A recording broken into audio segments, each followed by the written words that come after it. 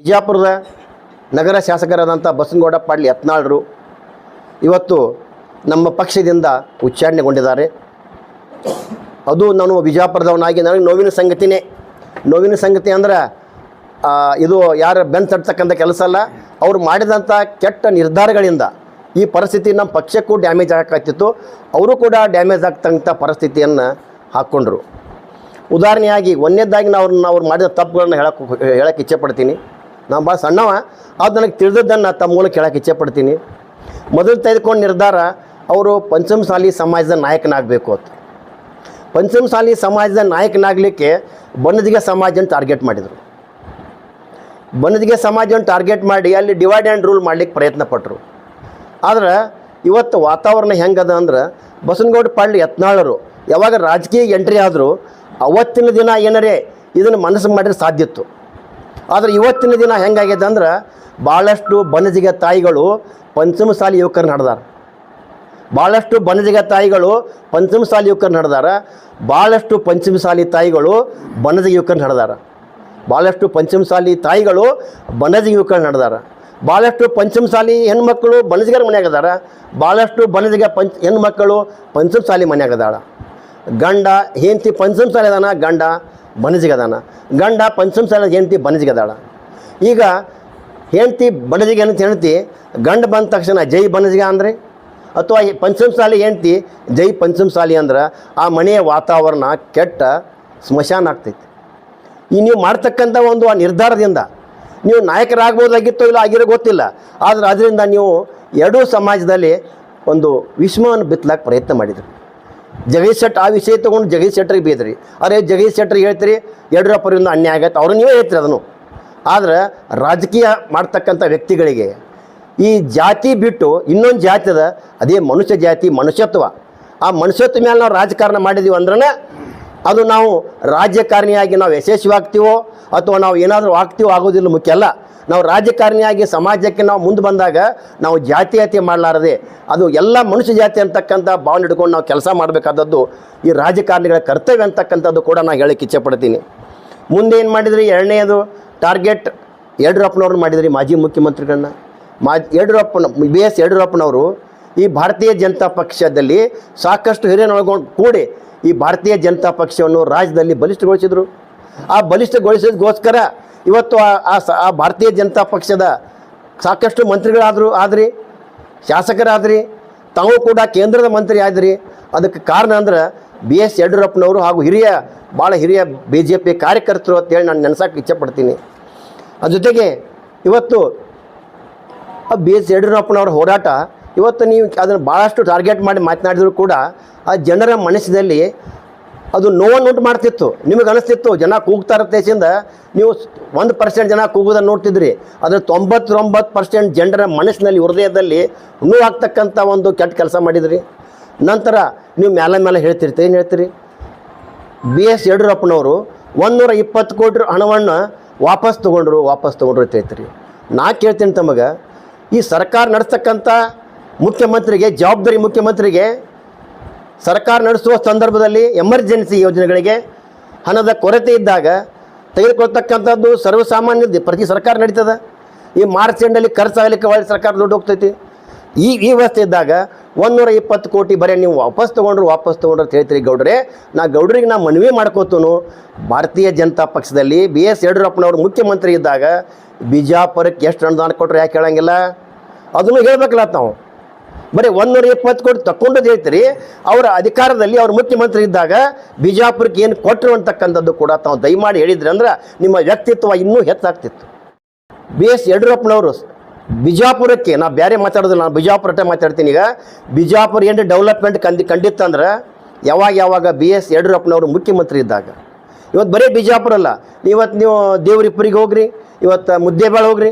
ನೀವು ಮುದ್ದೇಬೇಳದಾಗ ಬಸ್ ಸ್ಟ್ಯಾಂಡ್ಗೆ ಹೇಳಿದ್ರೆ ಮೂಗು ಮುಚ್ಕೊಳ್ಳೋ ಪರಿಸ್ಥಿತಿ ಇತ್ತು. ಇವತ್ತು ಬೆಂಗಳೂರು ನೋಡಿದ್ರೆ ಹಾಕೈತೆ ಮುದ್ದೇಬೇಳೆ ಪರಿಸ್ಥಿತಿ.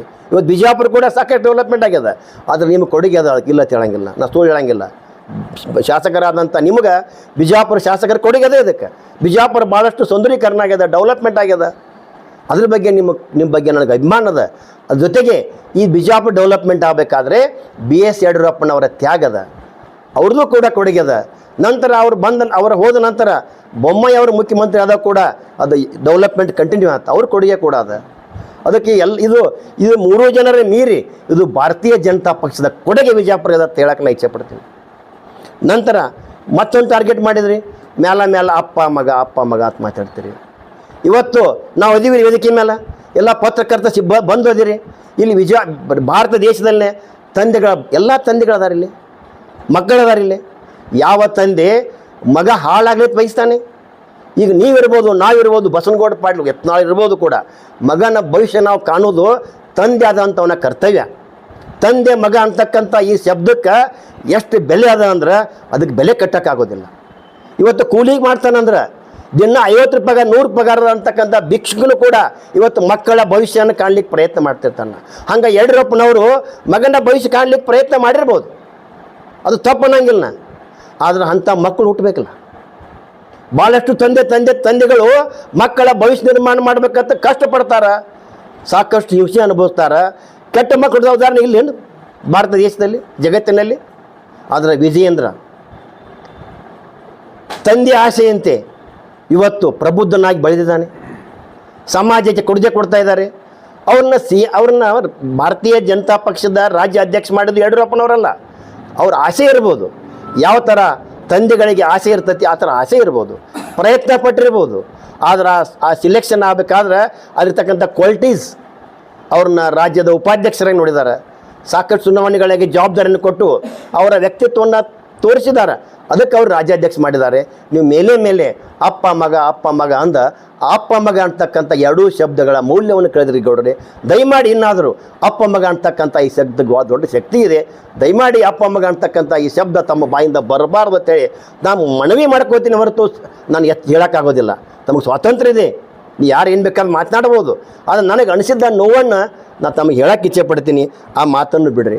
ಯಾಕಂದ್ರೆ ನಾವು ಗಾದಿ ಮಾತದ, ಅತಿಯಾದರೆ ಅಮೃತವು ವಿಷ ಆಕೈತತ್. ಇದು ಜೀವನದಲ್ಲಿ ಪಕ್ಷ ಇದು ಆಗಿ ಹೋಯ್ತು, ತಮಗೆ ಗೊತ್ತದ ಅದು. ಅದಕ್ಕೆ ಅದು ಅಮೃತ ಆ ರೀತಿ ಆಗಲಾರದೆ ಇವತ್ತು ತಾವು ಇದು ಸ್ವಲ್ಪ ಏನಾದರೂ ಬದಲಾವಣೆ ಮಾಡಬೇಕು. ತಾನು ಒಬ್ಬ ಬಿಜಾಪುರ ಜಿಲ್ಲೆಯ ಒಬ್ಬ ಜಿಲ್ಲಾಧ್ಯಕ್ಷನಾಗಿ ಮನವಿ ಮಾಡ್ತೀನಿ. ಇನ್ನೊಂದು ವಿಷಯ, ನಾವೆಲ್ಲ ಪತ್ರಿಕೆಗಳಲ್ಲಿ ಭಾಳಷ್ಟು ನೋಡಿದ್ವಿ. ನಾವು ಬಸನಗೌಡ ಪಾಟೀಲ್ ಯತ್ನಾಳ್ ಅವರು ಉಚ್ಚಾಟನೆ ಆದ ನಂತರ ಎಲ್ಲ ಪದಾಧಿಕಾರಿಗಳ ರಾಜೀನಾಮೆ ಪೌರ್ ನಡೀತೈತೆ. ನಾನು ನಿನ್ನೆ ಒಂದು ದಿನ ಕಂಪ್ಲೀಟಾಗಿ ನನ್ನ ಆಫೀಸ್ನಲ್ಲಿ ಕುಳಿತು ಬಿಜಾಪುರ 8 ಮತಕ್ಷೇತ್ರದಲ್ಲಿ ಬರತಕ್ಕಂಥ 9 ಮಂಡಲ ಅಧ್ಯಕ್ಷರಿಗೆ ಮತ್ತು ಪ್ರಧಾನ ಕಾರ್ಯದರ್ಶಿಗಳಿಗೆ ಫೋನ್ ಮಾಡಿದೆ. 9 ಮಂಡಲದ ಅಧ್ಯಕ್ಷರು ನನಗೆ ಹೇಳಿದರು, ಅಂಗಡಿ ಅವರೇ ನಮಗೆ ದೇಶ ಮುಖ್ಯ, ಪಕ್ಷ ಮುಖ್ಯ, ವ್ಯಕ್ತಿ ಮುಖ್ಯ ಅಲ್ಲ, ನನ್ನ ಜೊತೆ ಇರ್ತೀವಿ, ನಿಮಗೆ ಬೆನ್ನೆಲುಬಾಗಿ ಕೆಲಸ ಮಾಡ್ತೀವಿ, ಮುಂದಿನ ನಿರ್ಮಾಣದಲ್ಲಿ ಪ್ರತಿಯೊಂದು ಚುನಾವಣೆಯಲ್ಲಿ ಭಾಗಿಯಾಗ್ತೀವಿ ಅಂತ ಅಧ್ಯಕ್ಷರು ಹೇಳಿದರು. ಮುಂದೆ ಪ್ರಧಾನ ಕಾರ್ಯದರ್ಶಿಗಳು ಎಲ್ಲ ಪ್ರಧಾನ ಕಾರ್ಯದರ್ಶಿಗಳು ಹೇಳಿದರು, ಬಿಜಾಪುರದ ಮಂಡಲ ಅಧ್ಯಕ್ಷನೊಬ್ಬನ ಬಿಟ್ಟು ಬಿಜಾಪುರ ಅಧ್ಯಕ್ಷ ಒಬ್ಬರು ನಮಗೆ ಅವರೆಲ್ಲ ನಮ್ಮ ರಾಜೀನಾಮೆ ಕೊಟ್ಟಿದ್ದಾರೆ. ಉಳಿದೆಲ್ಲ ಮಂಡಲ ಅಧ್ಯಕ್ಷರು ನಮ್ಗೆ ಸಪೋರ್ಟ್ ಕೊಡ್ತೀವಿ ಅಂತ ಹೇಳಿದ್ದಾರೆ. ಬಿಜಾಪುರ ಮಂಡಲದ 2 ಪ್ರಧಾನ ಕಾರ್ಯದರ್ಶಿಗಳು ಫೋನ್ ಹಚ್ಚಿದ್ದು ನಾನು. ಅವ್ರು ಹೇಳಿದ್ರು, ಇಲ್ಲ ಸರ್, ಇಲ್ಲ ಅಂಗಡಿಯವರೇ, ಅಧ್ಯಕ್ಷ ನಾನು ನಿಮ್ಮ ಜೊತೆ ಇರ್ತೀವಿ, ನಾವು ಅಧ್ಯಕ್ಷ ಏನು ಮಾಡ್ತಾನೆ ಗೊತ್ತಿಲ್ಲ, ನಾವು 2 ಪ್ರಧಾನ ಕಾರ್ಯ ಜೊತೆ ಇರ್ತೀವಿ, ನಿಮ್ಮ ಜೊತೆ ಪಕ್ಷ ಸಂಘಟನೆ ಭಾಗಿಯಾಗ್ತೀವಿ ಅಂತ ಹೇಳ್ತಕ್ಕಂಥ ಪ್ರಾಮಾಣಿಕ ಪ್ರಯತ್ನ ಮಾಡಿದರು. ಬಿಜಾಪುರ ಮಂಡಲ ಅಧ್ಯಕ್ಷ ಒಬ್ಬರು ರಾಜೀನಾಮೆ ಕೊಟ್ಟಿದ್ದಾರೆ. ನನಗೆ 50 ಫೋನ್ ಬಂದ ಬಿಜಾಪುರದಿಂದ. ನಾನು ಪಕ್ಷಕ್ಕಾಗಿ ದುಡಿತೀನಿ, ನನಗೆ ನೀವು ಬಿಜಾಪುರ ನಗರ ಮಂಡಲ ಅಧ್ಯಕ್ಷ ಮಾಡಿರ್ತೇವೆ ಅಂದ 50 ಜನ ನನಗೆ ದಂಗಾಲು ಬಿದ್ದಿದ್ದಾರೆ. ನಾನು ಪರಿಪೂರ್ಣ 50 ಮಂದಿಯಲ್ಲಿ ಇದ್ರಲ್ಲಿ ಯಾರಿಗೆ ಪಕ್ಷದ ಪರ ನಿಂದಿರ್ತಾರೆ, ವ್ಯಕ್ತಿ ಪರ ನಿಲ್ದಾರದ ಹುಡುಕಾಡಿ ಬರೋ ದಿನಮಾನದಲ್ಲಿ ಬಿಜಾಪುರದ ನಗರ ಮಂಡಲ ಅಧ್ಯಕ್ಷನೂ ಕೂಡ ಮಾಡ್ತೀನಿ. ಆದರೆ ಬಸನಗೌಡ ಪಾಟೀಲ್ ಯತ್ನಾಳ್ ಉಚ್ಚಾಟಾಗಿದ್ದಾರೆ. ಉಚ್ಚಾಟಾಗಿರೋ ಅಧ್ಯಕ್ಷ ನನಗೇನು ಸಂತೋಷ ಇಲ್ಲ, ದುಃಖದ. ಯಾಕಂದ್ರೆ ಒಬ್ಬ ಮನೆಯ ಸದಸ್ಯ ಅವರು ಉಚ್ಚಾಟನೆ ಮಾಡೋಕ್ಕೆ ಕಾರಣ ಆಯಿತು. ಒಂದು ಮನೆಯೊಳಗೆ ನಾವು ಒಂದು ಸದಸ್ಯರು ಇರ್ತೀವಿ. ಮನೆ ಇದ್ದಾಗ ಸದಸ್ಯ ಎಲ್ಲ ಮನೆಯೊಳಗೆ ಎಲ್ಲರನ್ನೂ ಸಿಕ್ಕಾಪಟ್ಟು ಮನಸ್ಸಿಗೆ ಬಂದಂಗೆ ಬೇಕೈತಿರಂದ್ರೆ ಆ ಮನೆಯ ಸಂತೋಷ ಹಾಳಾಗ್ತೈತಿ. ಅದಕ್ಕೆ ಈಗ ಅವರು ಹೈಕಮಾಂಡ್ ವಿಚಾರ ಮಾಡ್ಯಾರ, ವಿಜೇಂದ್ರ ವಿಚಾರ ಮಾಡಿಲ್ಲ, ಇವತ್ತು ಯಡಿಯೂರಪ್ಪ ವಿಚಾರ ಮಾಡಿಲ್ಲ. ಇವ್ರು ಉಚ್ಚಾಟನೆಗೆ ಅವ್ರು ಇಬ್ಬರೂ ಕಾರಣ ಅಲ್ಲೇ ಅಲ್ಲ. ಸುಮ್ಮನೆ ಅವ್ರನ್ನ ಟಾರ್ಗೆಟ್ ಮಾಡಬೇಡ್ರಿ. ನೀವು ಏನಾದರೂ ಇವತ್ತು ಭಾಳ ಮಂದಿ ನೀವು ಮೊದಲು ಹೇಳಿದ್ರಿ ಪಕ್ಷ ಕಟ್ಟೋದಿಲ್ಲ ಅಂತ ಹೇಳಿದ್ರಿ, ಈಗ ಪಕ್ಷ ಕಟ್ತಾ ಅಂತ ಹೇಳಿದ್ರಿ.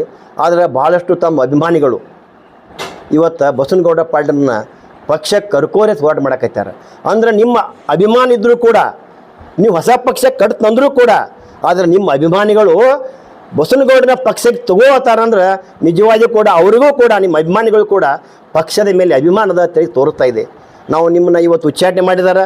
ಮುಂದೆ ಬರೋ ದಿನಮಾನದಲ್ಲಿ ಕ್ವಶನ್ ಮಾಡ್ತಾರೆ ನನಗೆ ಭಾಳ ಜನ. ಇವತ್ತು ಅಭಿಮಾನಿಗಳು ಫೋನ್ ಹಚ್ತಾರೆ, ಏನ್ರಿ ಬಸನಗೌಡರನ್ನ ಹೊಳಿ ತಗೋತೀರ ಅಂತ. ಆ ಪೊಸಿಷನ್ ನನಗಿಲ್ಲ, ಆ ಶಕ್ತಿ ನನಗಿಲ್ಲ. ಅದು ಹೈಕಮಾಂಡ್ ಅದು ತೆಗೆದುಕೊಂಡರೂ ಕೂಡ ನನಗೇನು ಕೆಟ್ಟದ್ದು ನಾವು ಅದನ್ನು ಬಯಸೋದಿಲ್ಲ. ಅವರು ಮನೆಯ ಸದಸ್ಯರಾಗಿ ಎಲ್ಲರನ್ನ ಪ್ರೀತಿ ಕೈಕೊಂಡು ಬದುಕಂಥ ವಾತಾವರಣ ತಿಳಿಯೋಯಾಗಿ ಬಂದ್ರೆ ನಾನು ಅದಕ್ಕೆ ಬ್ಯಾಡ ಅಂತಕ್ಕಂಥ ನಾವು ತಗೋವಂತಕ್ಕಂಥ ಎರಡೂ ನನ್ನ ಕಡೆ ನನ್ನ ಕಡೆ ಇರಲಾದ ಕಾರಣ ಇದು ಹೈಕಮಾಂಡ್ ಲೆವೆಲ್ ಇರೋದು ಒಂದು ಅದಕ್ಕೆ ಹೈಕಮಾಂಡ್ ನಿರ್ಣಯ ಮಾಡ್ತಕ್ಕಂಥ ಸಂದೇಶವನ್ನು ನನಗೆ ಯಾರು ಫೋನ್ ಹಚ್ತಾರ ಯಾರು ನನಗೆ ಕೇಳಬೇಕಂತಕ್ಕ ಅವರಿಗೂ ಕೂಡ ಈ ವಿಷಯವನ್ನು ತಮ್ಮ ಮೂಲಕ ತಿಳಿಸಿ ನನ್ನ ಪತ್ರಿಕಾಗೋಷ್ಠಿಯನ್ನು ಮುಗಿಸ್ತೀನಿ.